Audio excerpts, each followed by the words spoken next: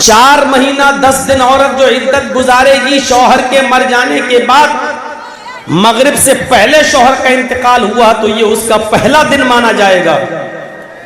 और यहां से अरबी महीनों की गिनती गिनी जाएगी। 29 का चांद होगा तो 29 का महीना माना जाएगा, 30 का चांद होगा तो 30 का महीना माना जाएगा। और ऐसे 4 महीने 10 दिन इद्दत गुजारने के बाद जिस दिन 4 महीना 10वां दिन जिस दिन होगा, वो 10वां दिन पूरा करने के बाद मगरिब की नमाज के बाद उस औरत की इद्दत खत्म हो जाएगी। औरत की इद्दत भी इतनी सख्त नहीं है जितनी आज हम लोगों ने बना दी है। उसको घर से बाहर नहीं निकलने दिया जाता है। जिसका शौहर इंतकाल कर जाए उसको अपने घर की छत पर खड़ा नहीं होने दिया जाता है। आसमान से भी पर्दा करो। ये घर की मुल्लानियां जो होती है ना, हज्जने, ये ज्यादा बखेड़े खड़े करती हैं। इद्दत का मतलब सिर्फ इतना है कि 4 महीने 10 दिन तक जिसका शौहर इंतकाल कर गया वो दूसरी शादी नहीं कर सकती है। इद्दत का मतलब सिर्फ इतना है कि वो 4 महीने 10 दिन तक अपने घर में भी मेकअप नहीं कर सकती है। वो 4 महीने 10 दिन तक कोई नया कपड़ा नहीं पहन सकती है। वो 4 महीने 10 दिन तक अगर इन्हीं दिनों में अगर ईद का या बकरीद का दिन आ जाए तब भी वो घर के धुले हुए कपड़े पहन ले, लेकिन वो नए कपड़े न पहने, क्योंकि अभी वो इद्दत में है। इतना है इद्दत का मतलब। बीमार है, डॉक्टर के यहां जा सकती है, इलाज के लिए जा सकती है।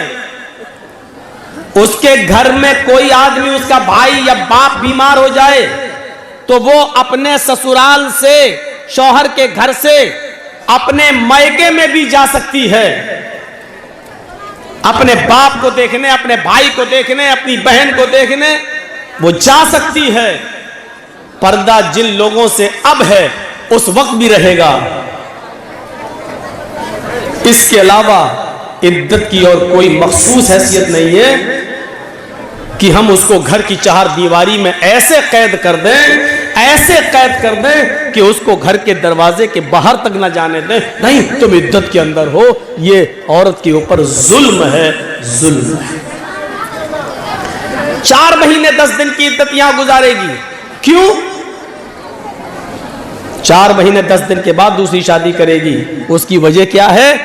ताकि उसके पेट में पहले शौहर का अगर हमल होगा तो पता चल जाएगा, और दूसरी शादी अगर कर भी लेती है तो दूसरा शौहर 4 महीने 10 दिन के बाद तो जो बच्चा पैदा होगा वो दूसरे शौहर का माना जाएगा।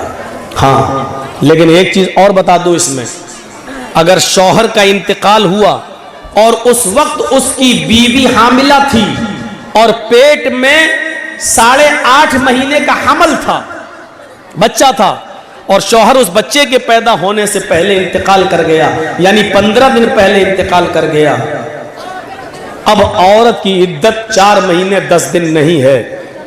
15 दिन के बाद जब ये बच्चा पैदा हो जाएगा, इस बच्चे की पैदाइश के होते ही उसकी इद्दत भी खत्म हो जाएगी। क्यों? इसलिए कि उसकी इद्दत अब करने की जरूरत नहीं है, वो बच्चा पैदा हो चुका है, और बच्चा पैदा हो जाने का मतलब यह है कि ये उसी मरे हुए बाप का बेटा है। अब वो औरत 15 दिन के बाद, बच्चा पैदा करने के बाद इद्दत के दिनों से खत्म हो चुकी है। अब वो जहां शादी करना चाहे वो कर सकती है। अब इस औरत की इद्दत 4 महीने 10 दिन नहीं होगी। लेकिन अगर शौहर इंतकाल किया हुआ है और उस वक्त उसकी बीवी के पेट में बच्चा था, 1 महीने का हमल था, तो अब इस औरत की मुद्दत बढ़ जाएगी, इद्दत। अब ये पूरे 9 महीने तक, जब तक बच्चा पैदा नहीं हो जाता है तब तक वो इद्दत करेगी। यानी 8 महीने और बाकी रह गए हैं उस बच्चे के पैदा होने में, अब वो 8 महीने तक इद्दत करेगी। इद्दत का मतलब ये है कि वो 8 महीने तक, जब तक बच्चा पैदा ना हो जाए तब तक वो दूसरी शादी नहीं करेगी। यहां से आप अंदाजा लगा सकते हैं कि बच्चे को नाजायज बाप का लक़ब ना मिले या वो नाजायज बच्चा ना कहलाए, इससे बचाने के लिए अल्लाह के रसूल ने कितनी बाउंड्रीज लगाई हैं और कितनी दीवारें खड़ी कर दी हैं, इससे आप अंदाजा लगा सकते हैं। इन पाबंदियों पर अमल करते हुए क्या कोई नाजायज बच्चा पैदा हो सकता है? हमने तलाक भी नहीं दी, एक मसला और सुन लीजिए, हमने तलाक भी नहीं दी और औरत हमारी बीवी रहना भी नहीं चाहती है। आदमी तलाक नहीं देना चाहता है, बीवी रहना नहीं चाहती है। ऐसी सूरत में औरत को खुला का इख्तियार है, खुला का। वो 5-10 आदमी अपने समाज के बिठाएगी और ये कहेगी कि मैं इसके साथ नहीं रहना चाहती हूं। अगर वो नाजायज तरीके से शौहर पर दबाव बना रही है, कोई परेशानी नहीं है, लेकिन बस वो नहीं रहना चाहती है, इसके बावजूद भी वो खुला ले सकती है, लेकिन वो औरत गुनाहगार होगी। मसला याद रखिएगा, अगर आप तलाक नहीं दे रहे हैं, आप कह रहे हैं मेरी परेशानी बताओ, लेकिन उसको रहना ही नहीं है, वो आपकी परेशानी नहीं बता पा रही है, लेकिन उसको रहना भी नहीं है, ऐसी सूरत में आप उसको तलाक नहीं दे रहे हैं, इसके बावजूद वो खुला ले सकती है, लेकिन वो गुनाहगार होगी, वो अज़ाब इलाही की मुस्तहिक होगी, वो अज़ाब जहन्नम की हकदार होगी, लेकिन खुला फिर भी ले सकती है। और खुले का मतलब यह है कि वो समाज के 5-10 आदमियों को बिठा के ये कहेगी मैं अपने इस आदमी के साथ आज के बाद रहना बंद कर रही हूं, मैं नहीं रहूंगी, मैं खुला ले रही हूं, आज के बाद मेरा और मेरे शौहर से कोई ताल्लुक नहीं है। वो समाज के 5-10 आदमियों के बीच में ये बात कह देगी और इसको खुला मान लिया जाएगा। ऐसी सूरत में भी औरत को 1 पीरियड इद्दत गुजारना पड़ेगी। 1 पीरियड इद्दत का मतलब उसको 1 पीरियड तक, 1 MC तक, जब तक उसको पीरियड शुरू नहीं हो जाता है, जिसको हम लोग MC बोलते हैं, जो हर औरत को महीने में कुछ दिनों के लिए जो ब्लड आता है उसको, तब भी उसको 1 ब्लड तक, यानी 1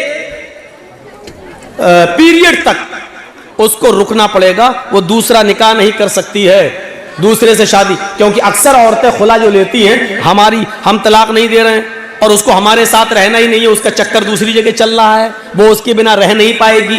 तो ऐसी औरतें आदमी में बहुत सी बुराइयां निकाल कर किसी तरीके से तलाक देने पर मजबूर करती हैं, लेकिन आदमी तलाक देने के लिए तैयार नहीं होता है, तो वो कहती है हम रहेंगे नहीं, खुला ले लेती है। खुला फिर भी ले सकती है वो औरत, लेकिन गुनाहगार होगी। लेकिन खुला लेते वक्त भी उसको 1 पीरियड का, 1 पीरियड का, 1 MC का इंतजार करना पड़ेगा। जैसे ही उसको MC होगी, पीरियड शुरू होगा, पीरियड खत्म होने के बाद फिर वो शादी कर सकती है।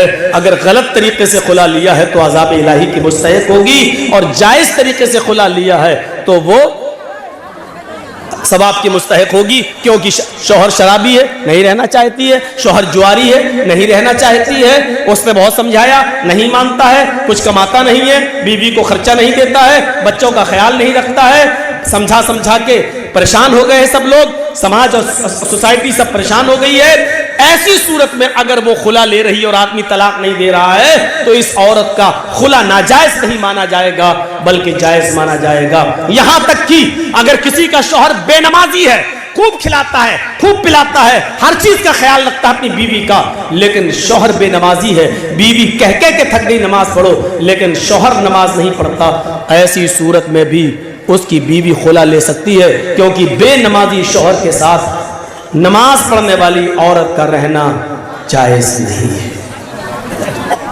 बहुत खुल के मैंने कह दिया है, नमाज पढ़ने वाली औरत, 5 वक्ता नमाजी औरत का बेनमाजी आदमी के साथ रहना जायज नहीं है। उसको चाहिए कि वो समझाए, समझाने पर भी ना माने तो कुछ दिनों के लिए अपने शौहर को छोड़ दे, इस पर भी ना माने तो उससे तलाक का मुतालबा करे, तलाक न दे तब वो 4, 10, 5, 10 आदमियों को बिठाकर खुला ले सकती है।